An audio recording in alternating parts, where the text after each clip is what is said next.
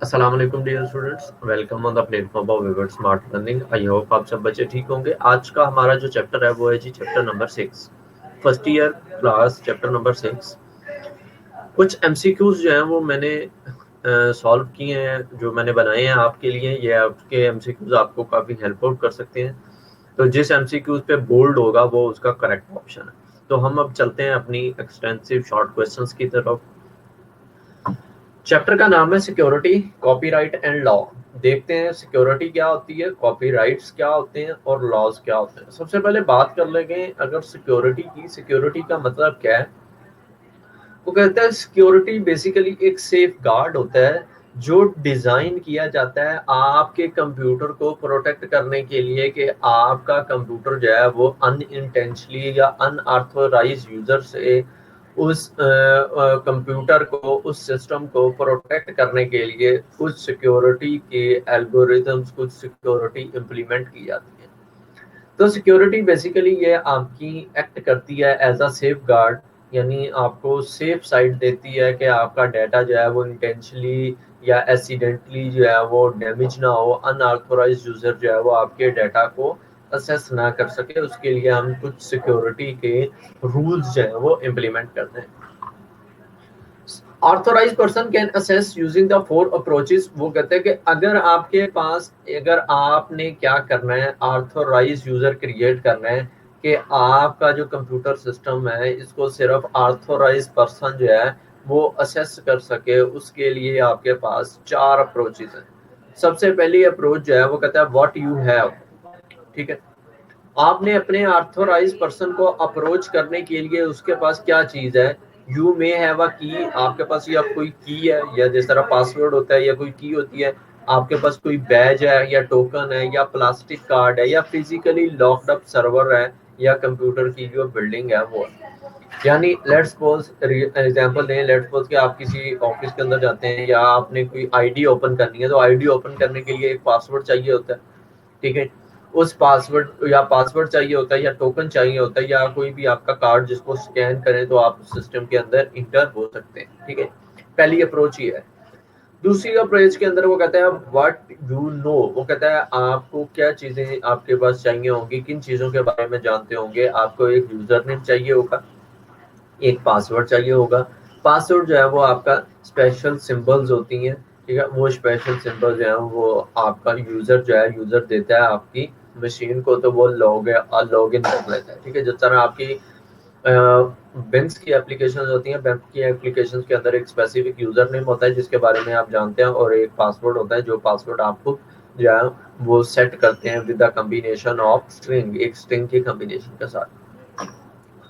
उसके बाद what you do, normally the user can use their signature document to confirm the legacy for the authorize user. वो कहते हैं बाजूकात जो है वो आप साइन करते हैं कि अगर फर्ज करें आपने आपको आईडी भी पता चल गई या पासवर्ड भी पता चल गया, जब तक आपके साइन मैच नहीं होंगे तब तक वो आपको असेस जो है वो नहीं देगा। जिस तरह बैंक्स के अंदर जो है वो जब हम चेक साइन कर देते हैं और चेक के अगर साइन जो है वो मिस्टेकनली थोड़े से भी रॉन्ग हो जाए तो बैंक जो है वो आपको ऑथोराइज नहीं करता। इसी तरह सिक्योरिटी के अंदर अगर आपके सिग्नेचर जो हैं वो डॉक्यूमेंट्स के सेम नहीं है तो आप एक अनऑथोराइज पर्सन क्रिएट हो जाते हैं।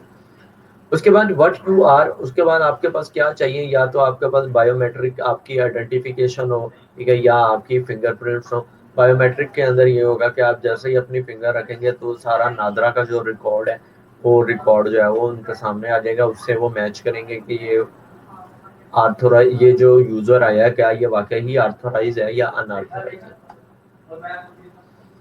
उसके बाद कुछ वॉइस रिकॉग्नाइजेशन सिस्टम्स होते हैं, कुछ आई रेटिना सिस्टम्स होते हैं। ठीक है, ये मोस्टली अभी पाकिस्तान के अंदर नहीं यूज हो रहे हैं। उसके बाद बात कर लेते हैं कि वायरस क्या होता है या वॉर्म्स क्या होती हैं। Describe it's propagation. वो कहता है वायरस बेसिकली क्या होता है। वायरस का दूसरा नाम है वॉर्म। ठीक है, वायरस बेसिकली एक ऐसा प्रोग्राम होता है, डिस्ट्रक्टिव प्रोग्राम होता है। डिस्ट्रक्टिव का मतलब यह है कि ये मल्टीपल कॉपीज अपने साथ अटैच करता रहता है और फिर उन अटैचेस कॉपीज को क्या करता रहता है, एग्जीक्यूट करता रहता है, उनकी मल्टीपल कॉपीज करता रहता है। इस तरह से वो जो है वो आपका प्रोग्राम जो है वो एक वायरस जो है वो क्रिएट कर लेता है। मैंने लिखा a virus is a program, मैंने कहा बेसिकली एक वायरस क्या होता है, एक वायरस आपका प्रोग्राम होता है that attaches itself with the executable file, जो एग्जीक्यूटेबल फाइल के साथ अटैच होता है और उन फाइल्स को वो मजीद जो है वो क्या करता जाता है, बढ़ाता जाता है।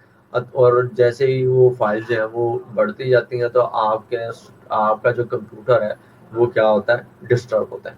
अगर डेफिनेशन की बात करें तो आपकी डेफिनेशन ये है वायरस की, और वो कहता है कि a virus is a destructive program containing the code that can generate multiple copies attached with the program automatically execute these programs। ठीक है, ये आपके पास इसके वायरस की डेफिनेशन। उसके बाद वो कहता है what does mean through virus propagate, वो कहते हैं कि वायरस बेसिकली जो है वो प्रोपेगेट किस तरह से होता है, वायरस जो है वो सेंड किस तरह से होता है। यानी अगर आपके एक कंप्यूटर के अंदर वायरस आ गया तो वो ऑटोमेटिकली दूसरे कंप्यूटर के अंदर भी क्या हो जाता है, शिफ्ट हो जाता है, और वो किस तरह से होता है वो बात करते हैं। सबसे पहले ईमेल्स, वो कहता है ईमेल्स के जरिए जो है वो आपका क्या करता है, वायरस जो है वो ट्रेवल करता है, प्रोपेगेट होता है, reach from one computer to another. Nowadays, most of the virus programs spread by attaching themselves with the email. When user opens such infected messages, virus is loaded into the computer memory and attaches के with my file. The continued virus reaches thousands of computers. वो कहते हैं कि let's suppose आपके computer के अंदर virus है। अब आपने अपने कंप्यूटर से कोई फाइल, जैसे ही आप किसी दूसरे पर्सन को ईमेल करेंगे तो वो उस ईमेल के साथ भी वायरस जो है वो उस ईमेल के साथ अटैच होगा। वो ईमेल जिसके पास जाएगी उस ईमेल को ओपन करेगा, वो फाइल उसके कंप्यूटर में जाएगी, फिर उसके भी कंप्यूटर जो है वो इन्फेक्टेड होगा। इसी तरह वो पर्सन जो है वो जिसके पास जाएगी ईमेल वो किसी और को सेंड करेगा, फिर उसके कंप्यूटर के अंदर भी वायरस होगा। इस तरह ये प्रोसेस जो है वो क्या होता जाता है, लंबा होता जाएगा, आपके थाउजेंड्स ऑफ कंप्यूटर जो है वो इन्फेक्टेड होते जाएंगे। तो सबसे पहली प्रोपेगेशन आपकी किसके थ्रू होती है, ईमेल्स के थ्रू। दूसरी प्रोपेगेशन होती है आपकी नेटवर्क के थ्रू। वो कहता है व्हेन वी डाउनलोड और share the file on the internet और the network the infected file infect the computer. वो कहता है बाजू का हम क्या करते हैं, अपनी फाइल्स को डाउनलोड करते हैं, वो फाइल जो डाउनलोडेड फाइल्स होती हैं जब हम उनको एक इंटरनेट पे या हम एक नेटवर्क पे शेयर करते हैं तो वायरस आपका वहां से भी ट्रेवल करता है। उसके बाद आपकी थर्ड प्रोपोगेशन है रिमूवेबल स्टोरेज डिवाइसेस। वो कहता है कि जब आप यूएसबी का इस्तेमाल करते हैं, यानी आप एक इन्फेक्टेड कंप्यूटर के अंदर यूएसबी लगाते हैं तो आपके यूएसबी के अंदर भी वायरस जो है वो ट्रांसफर हो जाता है। फिर वो आप स्टोरेज डिवाइस जो है वो किसी और को लगाते हैं, जब आप किसी और को लगाते हैं तो वहां से भी फिर क्या हो जाता है, ट्रेवल हो जाता है।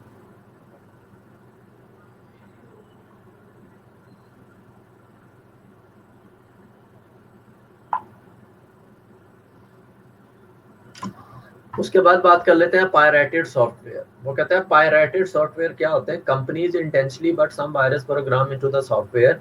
वो कहते हैं कुछ कंपनीज जो है वो इंटेंशनली सम वायरस को क्या करती हैं, वायरसेस बनाती हैं, और वो वायरसेस जो है वो किसी प्रोग्राम के साथ जो है वो अटैच कर दिए जाते हैं। जब वो सॉफ्टवेयर जो है वो इलीगल कॉपीज जब इंस्टॉल करते हैं तो वो जैसे ही आप इंस्टॉल करते हैं तो वो फाइल्स जो हैं वो आपके कंप्यूटर सिस्टम के अंदर आ जाती हैं और फिर आपके कंप्यूटर सिस्टम को डिस्टर्ब करना शुरू कर देती हैं।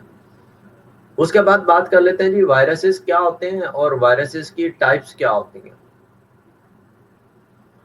वायरसेस के टाइप्स के अंदर सबसे पहला वो कहता है कि बूट सेक्टर वायरस होता है, क्योंकि वो कहता है कि the device is divided into tracks and sectors. वो कहता है जो आपकी डिवाइस है, आपकी जो हार्ड डिस्क होती है वो डिवाइड होती है ट्रैक्स एंड सेक्टर्स के दरमियान।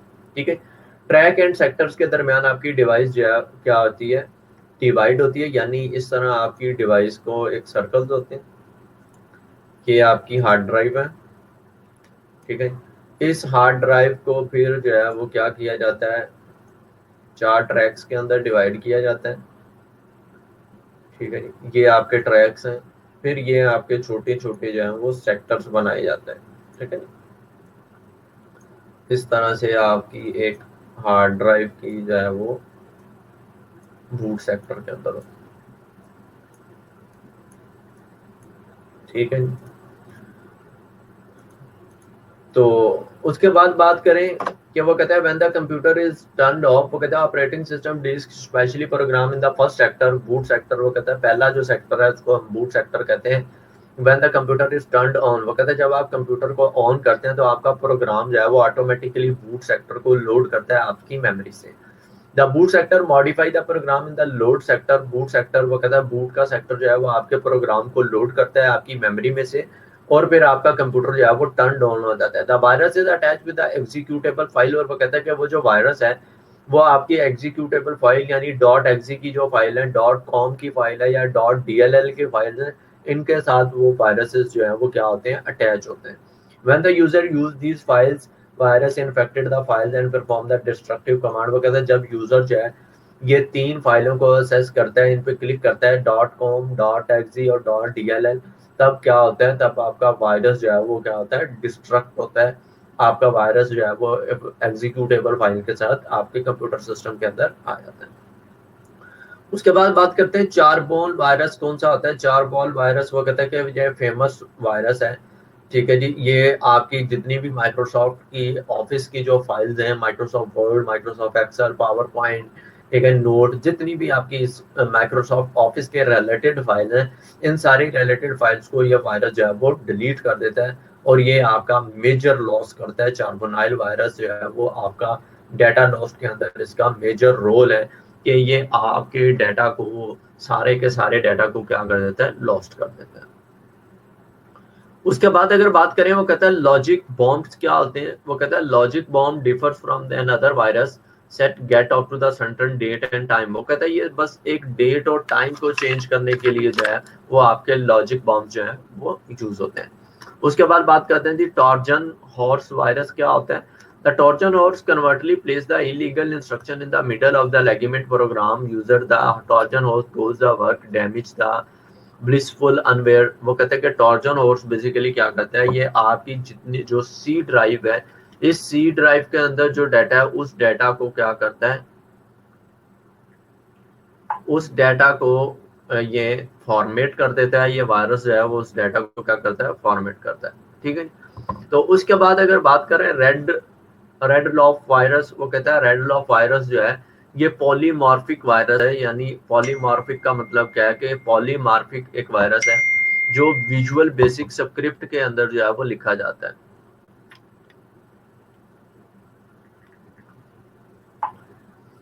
ठीक है। विजुअल बेसिक स्क्रिप्ट के अंदर ये जो है वो वायरस जो है वो लिखा जाता है, ठीक है जी। The virus release on the Microsoft ActiveX component, ठीक है। और ये माइक्रोसॉफ्ट की एक्टिव की जितनी भी फाइल्स हैं उनके साथ ये इट सेल्फ एग्जीक्यूट होता है, और ये .htts की फाइल्स होती हैं जो आपके सिस्टम को क्या करती हैं, इन्फेक्ट करती हैं।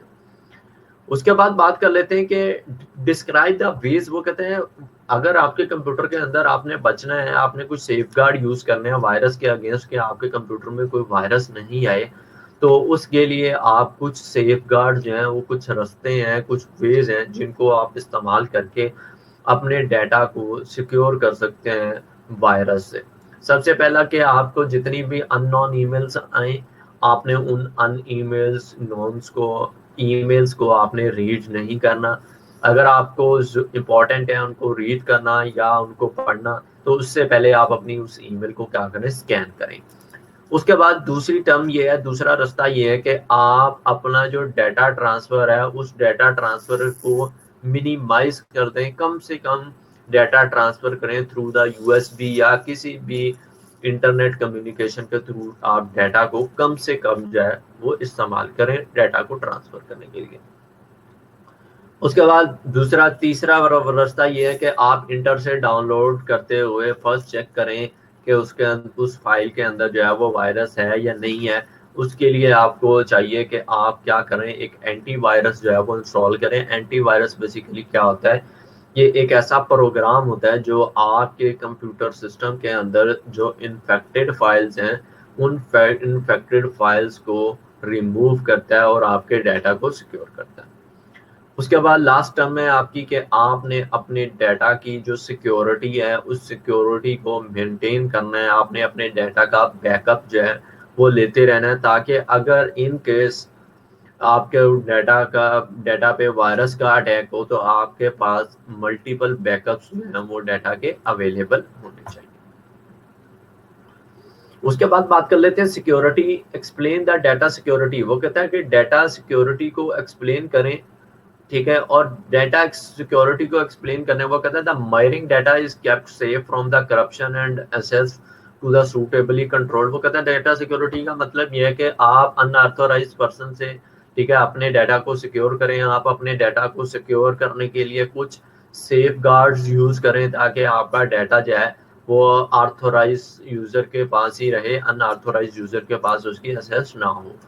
उसके बाद आप describe the way of data security में बी वायलेटेड। वो कहते हैं कौन से ऐसे रास्ते हैं जिससे आप अपने डाटा की जो सिक्योरिटी है उसको वायलेट कर सकते हैं, ठीक है। सबसे पहला वो कहता है physically breaking the computer center और रूम। वो कहता है सबसे पहला ये है कि आप फिजिकली आप उस कंप्यूटर को ब्रेक कर दें, ठीक है, या फिर आप जो है वो उस कंप्यूटर सेंटर को या कंप्यूटर रूम को फिजिकली ब्रेक कर दें, जिससे आपका डिवाइस के अंदर जितना भी सेंसिटिव डाटा है वो सारा क्या हो जाएगा, रिमूव हो जाएगा।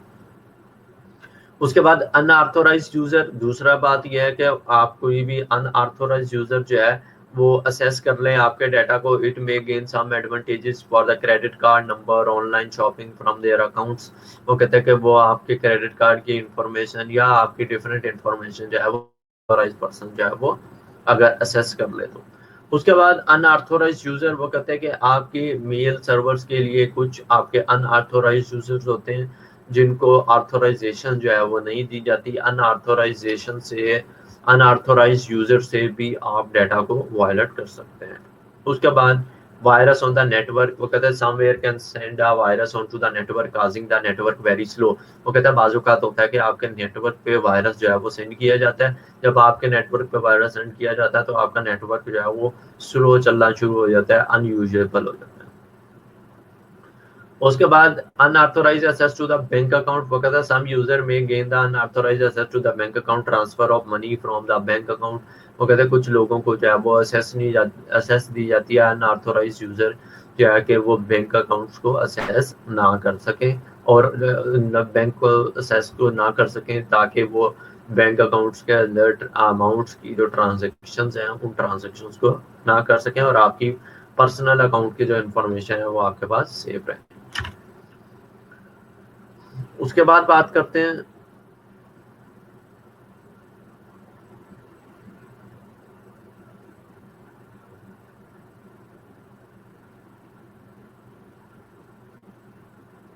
उसके बाद वो बात करते हैं कि computer become unable to unauthorise user. वो कहते हैं कि a person who make the computer busy for sending many request computer become unable to the authorise person. वो कहते हैं कि बाज़ औक़ात क्या होता है कि आप जो है वो डबल एक्सेस दे रहे होते हैं, आप मल्टीपल रिक्वेस्ट सेंड कर रहे होते हैं तो कंप्यूटर जो है, जब आप मल्टीपल एक्सेस दे रहे होते हैं तो क्या होता है कि आपका कंप्यूटर सिस्टम जो है वो आपको जो है वो ऑथोराइज नहीं करता कि आप जो है वो मल्टीपल एक्सेस जो है वो दें ऑथोराइज से अनऑथोराइज में। उसके बाद it is called also called the denial services of the situation. तो इसको हम कह सकते हैं कि ये आपकी डिनाइल सर्विसेज है। उसके बाद बात कर लेते हैं, वो कहता है कि बेसिकली डाटा सिक्योरिटी के लिए जो मेन थ्रेड्स होते हैं वो थ्रेड्स कौन से हैं, उन थ्रेड्स को डिस्क्राइब करें। सबसे पहला अनइंटेंशनली डैमेज। वो कहता है बाजू का जो है वो अनइंटेंशनली आपके पास डाटा जो है वो डैमेज हो जाता है तो some authorised user of the data unintentionally deleted or sensitive data assigning the proper rights to the user periodically backup the minimize the loss। वो कहता है अनइंटेंशनली डैमेज का मतलब ये है कि वो कहता है कि फर्ज करें मैं एक यूजर हूँ, मेरे पास जो है वो अनइंटेंशनली कोई डाटा जो है वो डिलीट हो गया, मिसप्लेस हो गया, तो वो कहता है कि आपने ऑथोराइज यूजर को भी क्या करने हैं, राइट्स देने हैं ताकि उसको वो अपने राइट्स तक डाटा को जो है वो मैनेज कर सके और डाटा को मिनिमाइज कर सके ताकि आपकी जो डाटा का लॉस है वो मिनिमाइज से मिनिमाइज होता रहे। उसके बाद प्रॉपर पासवर्ड प्रोटेक्शन। वो कहता है कि should be used to assess the resources are log and file maintain to keep the activity on the data files. वो कहता है कि आपने प्रॉपर जो है पासवर्ड की प्रोटेक्शंस करनी है ताकि जब यूजर लॉगिन हो तो उसको मैसेज चला जाए कि वो लॉगिन हुआ है, जैसे लॉग आउट हो तो उसको मैसेज चला जाए कि वो लॉग आउट हुआ है। ये सारा प्रॉपर पासवर्ड प्रोटेक्शन के अंदर आता है।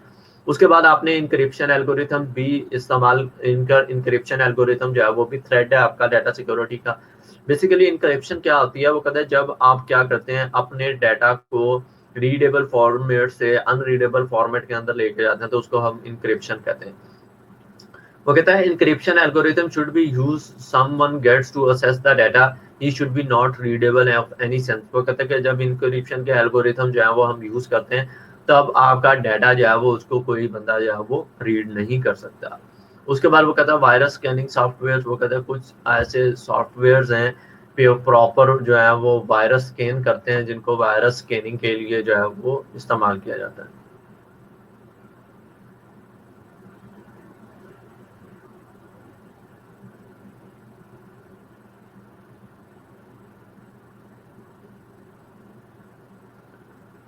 इसके बाद बात कर लेते हैं जी। वो कहता है सेफ रूम्स होने चाहिए। सेफ रूम का मतलब क्या है? वो कहता है कि computer and the hacking storage devices should be place in the locked room via only authorised person assess the resources. वो कहता है कि आपका एक सेफ रूम होना चाहिए ताकि जो भी ऑथराइज्ड यूजर है वो उन डिवाइसेस को क्या कर सके, इस्तेमाल कर सके। उसके बाद वो कहता है कि पीरियोडिकली चेंज द पासवर्ड। वो कहता है कि आपने अपने पासवर्ड को जो है वो पीरियोडिकली जो है वो ऑथराइज पर्सन ने अपने पासवर्ड को चेंज करते रहना है ताकि अगर आपका पासवर्ड जो है वो कहीं पे मिस यूज भी हो तो सेकंड टाइम उसका पासवर्ड जो है वो प्रोटेक्टेड रहे। उसके बाद वो कहते हैं डाटा की प्रोटेक्शन का मतलब क्या है, इसको डिफाइन करें कि डिस्क्राइब द डाटा प्रोटेक्शन। वो कहता है protection of miss use computer data illegally use information particular on the individual people. वो कहते हैं कि डाटा प्रोटेक्शन का मतलब यह है कि आपका जितना भी डाटा है वो आपका प्रोटेक्टेड हो, आपका डाटा किसी भी अनऑथोराइज यूजर के पास जो है वो ना उसकी असेस हो। तो उसके लिए आप कुछ लीगल जो है वो सेफ गार्ड्स यूज करते हैं अपने डाटा को प्रोटेक्ट करने के लिए, ठीक है जी। और वो आपके डाटा को क्या करते हैं, प्रोटेक्शन देते हैं। उसके बाद वो कहते हैं कि डाटा प्राइवेसी के जो इश्यूज हैं वो इश्यूज कौन से हैं, किन इश्यूज की वजह से आपकी जो है वो डाटा की जो है वो प्राइवेसी नहीं रहती। Right to see the personal data. वो कहता है individual to right see the person kept about them. वो कहता है कि हम अपना पर्सनल डाटा जो है वो जो हम दिखा रहे होते हैं। उसके बाद right to stop the processing. आपने अपनी प्रोसेसिंग को क्या करना है, स्टॉप करना है अपने डाटा के अगेंस्ट, ठीक है। उसके बाद वो कहता है compensation for the disclosure. Right to claim the compensation from the organisation any kind of disclosure. वो कहता है कि जब आपने एक कंपनी के अंदर काम कर रहे हैं तो वो आपको डिस्क्लोज करती है कि आपने अपने डाटा को किसी के साथ जो है वो शेयर नहीं करना, जो कंपनी डाटा है उस डाटा को किसी के साथ शेयर नहीं करना, ठीक है। इसको हम क्या कहते हैं, इसको हम कहते हैं कंपनसेशन ऑफ डिस्क्लोजर। उसके बाद बात कर लेते हैं डिस्क्लोजर इज अ क्राइम। वो कहता है no worker on the organisation is allowed to disclose the use of data kept in the organisation committing a crime. वो कहता है कि एक ऑर्गेनाइजेशन के अंदर जब डिस्क्लोजर के कंपनसेशन ऑफ डिस्क्लोजर के साइन होते हैं तब आप अपना उस कंपनी का डाटा जो है वो किसी के साथ डिस्क्लोज नहीं कर सकते। अगर आप इसको डिस्क्लोज करते हैं तो वो क्राइम की फॉर्म के अंदर आता है। Safeguard against the crime। वो कहता है data protection also minimize the misuse of personal information safeguard such as crime। वो कहता है कि कुछ डाटा प्रोटेक्शंस को मिनिमाइज करने के लिए कुछ आपकी पर्सनल इंफॉर्मेशंस को जो है वो as a safeguard use किया जाता है ताकि आपका क्राइम जो है वो रोका जा सके। उसके बाद बात कर लेते हैं जी एडिटेक्ट नेसेसरी डाटा। वो कहता है कि an organization collecting the data should be collect only the necessary data for their working, should not collect the unnecessary data। वो कहता है कि एक ऑर्गेनाइजेशन जो है वो आपका नेसेसरी डाटा ही आपसे जो है वो गेट करती है फॉर इट्स वर्किंग, जो उनके लिए उनके काम आ सके। जो अनअर्थ जो है वो नेसेसरी डाटा उसका इस्तेमाल जो है वो नहीं किया जाता। उसके बाद वो कहता है describe the necessary points to ensure the individual privacy. वो कहता है कि अगर एक पर्सन ने इंडिविजुअल प्राइवेसी अपने पे इम्प्लीमेंट करनी है तो उस इंश्योर करानी है कि वो इंडिविजुअल प्राइवेसी जो है उसके लगी हुई है, तो उसके लिए क्या कुछ कौन से ऐसे पॉइंट्स हैं। सबसे पहला वो कहता है कि आपकी रिस्पॉन्सिबिलिटी होनी चाहिए। The organisation is responsible for keeping the data update. वो कहता है ये ऑर्गेनाइजेशन की एक रिस्पॉन्सिबिलिटी है कि वो अपने डाटा को क्या करें, अपडेट करते रहें on the time. Life of data. The organisation should keep the data for the specific time of period, can not be keep longer it necessary. वो कहता है हर ऑर्गेनाइजेशन जो है वो अपना डाटा जो है वो स्पेसिफिक टाइम पीरियड तक रखती है, उसके बाद वो डाटा जो है वो क्या कर दिया जाता है, लॉस कर दिया है।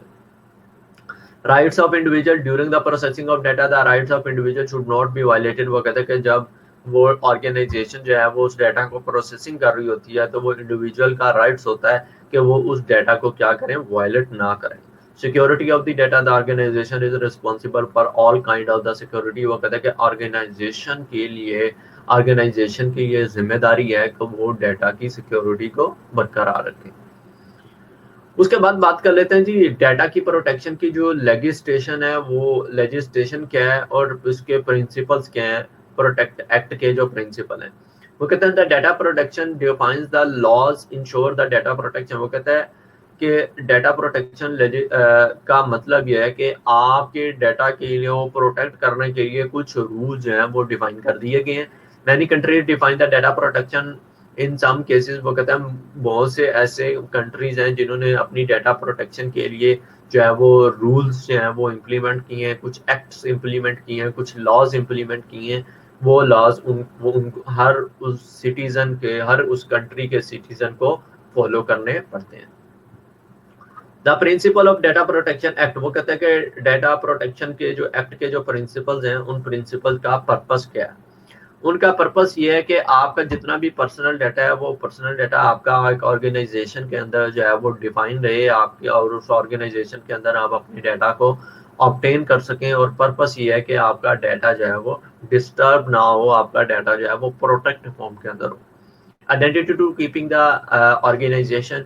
वो कहते हैं individual must be inform about the identity of the organisation individual maintaining the data. वो कहते हैं कि आप अपनी कंपनी को डिफाइन आइडेंटिफाई करते हैं, अपनी ऑर्गेनाइजेशन को आइडेंटिफाई करते हैं, और ये इंडिविजुअल के लिए लाजमी है।